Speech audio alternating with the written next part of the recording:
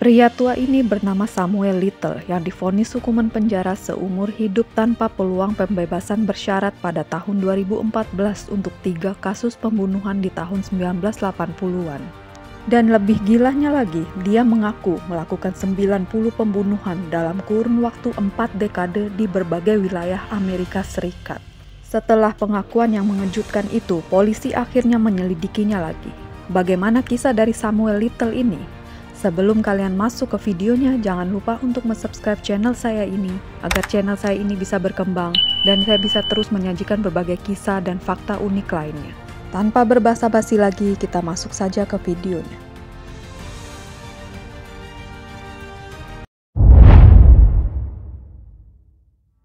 Biro Investigasi Federal atau FBI meyakini bahwa pria yang kini berusia 78 tahun itu bisa jadi satu di antara pembunuhan berantai paling produktif dalam sejarah kriminal Amerika Serikat. Berbagai lembaga penegak hukum di Amerika Serikat sibuk mencocokkan pernyataannya dengan kematian lusinan perempuan di seluruh Amerika Serikat sejak tahun 1970-an hingga 2005. Para penyelidik sejauh ini telah mengaitkan Samuel dengan 34 pembunuhan, sedangkan sisanya masih terus diselidiki. Ia ditahan sejak September pada tahun 2012 setelah ditangkap di penampungan tunawisma di Kentucky. Kemudian dipindahkan ke California di mana ia diburu dalam kasus penyalahgunaan narkoba. Sampel DNA Samuel yang diambil polisi lantas terhubung dengan kasus kematian 3 perempuan di Los Angeles pada tahun 1987 dan 1989 yang sempat menemui jalan buntu. Ketiga korban itu tewas setelah dipukuli dan dicekik sebelum mayat mereka dibuang terpisah. Samuel mengaku tidak bersalah atas kasus tersebut di persidangan, namun pada akhirnya divonis dengan 3 putusan hukuman penjara seumur hidup secara berturut-turut tanpa hak mendapatkan pembebasan bersyarat.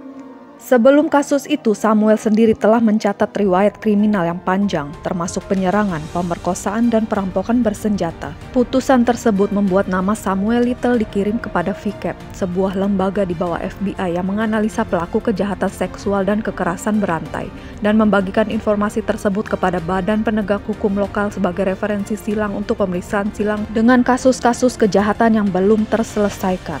Dari program tersebut, petugas menemukan pola yang mengejutkan dan kaitan-kaitan menarik dengan banyak kasus pembunuhan di seantero Amerika Serikat. Sebuah kasus pembunuhan berdarah dingin yang tak terpecahkan di Odessa, Texas dengan korban seorang perempuan bernama Dennis Christie Brother lantas ditindaklanjuti.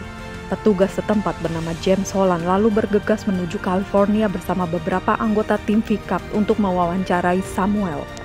Mereka mengatakan bahwa Samuel bersedia berbicara kepada mereka karena berharap bisa dipindahkan dari penjara di sana.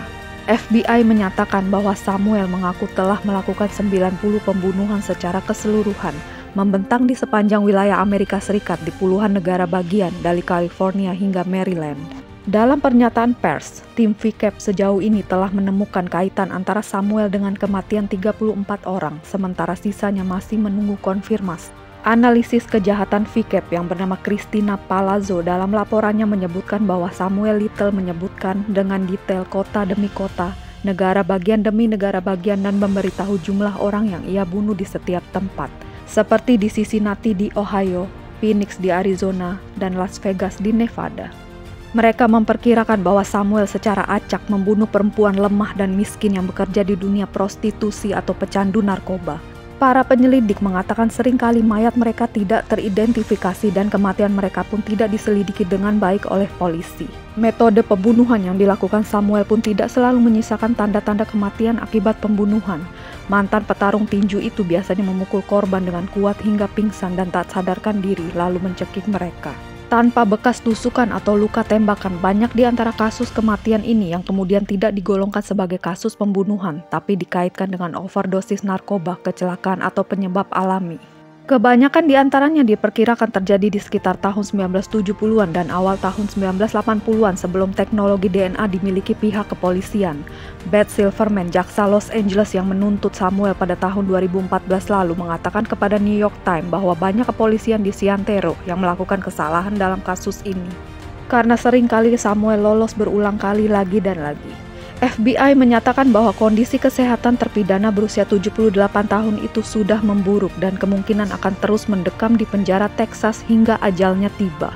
FBI mengaku masih terus bekerja sama dengan Holland yang hampir setiap hari mewawancarai Samuel untuk membangun kerangka kejadian yang akurat dari aksi-aksi keji yang dijalankannya.